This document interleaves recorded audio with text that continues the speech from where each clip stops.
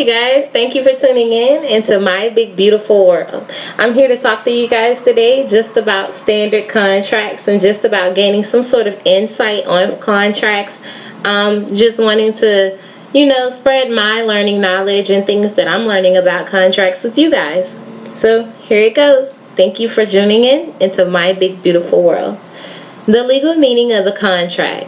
By the time you reach law school, mostly yourself and everybody around you have a really good idea of what a contract is.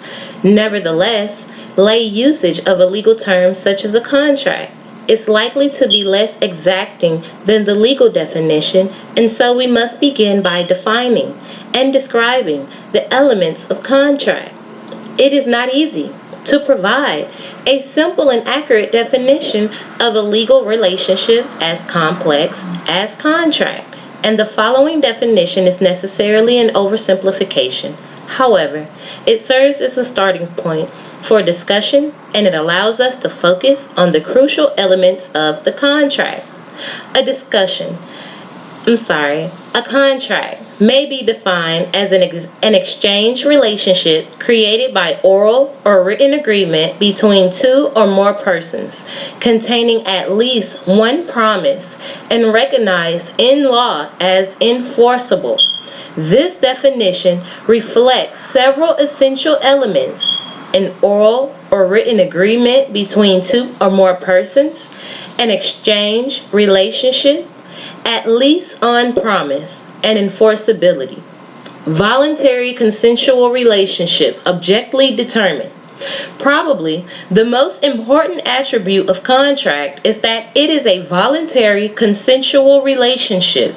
There need only be two parties to a contract, but there is no limit on the number of parties that could be involved in the transaction. A contract is created only because the parties, acting with free will and intent to be bound, reach agreement on the essential terms of their relationship. It is the element of agreement that distinguishes contractual obligation from other kinds of legal duty, such as the obligation to compensate for negligent injury or to pay taxes that arise by operation of law for some act or event without the need for assent. Although voluntary agreement between the parties is essential to the creation of contract, agreement in the legal sense is subject to an important qualification. The law does not require that you reach true agreement in subjective sense.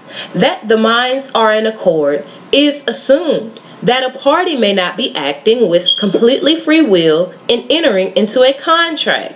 Volition cannot be taken literally because it means either party cannot be improperly coerced or tricked into making a contract. One may feel compulsion to make the contract, yet the law has principles and standards that distinguish when pressure to create contract is no longer acceptable, and has so undermined the party's will as to defeat his volition. Your standard contract. As you learn more about contracts, you will see many contracts do not involve actual negotiation between the parties, but are based on standard terms that have been drafted in advance by one of the parties, at which are designed to cover all transactions of the type involved. You enter standard contracts when you click I agree over the internet, or you apply for a credit card, even medical attention, and so forth. Any party who enters a transaction subject to other parties' standard and terms is likely to be bound by them on basis of an objective manifestation of assent. A contract does not have to be in writing to be binding and enforceable legal obligation. And this is what I'm just going to wrap it up today with you guys.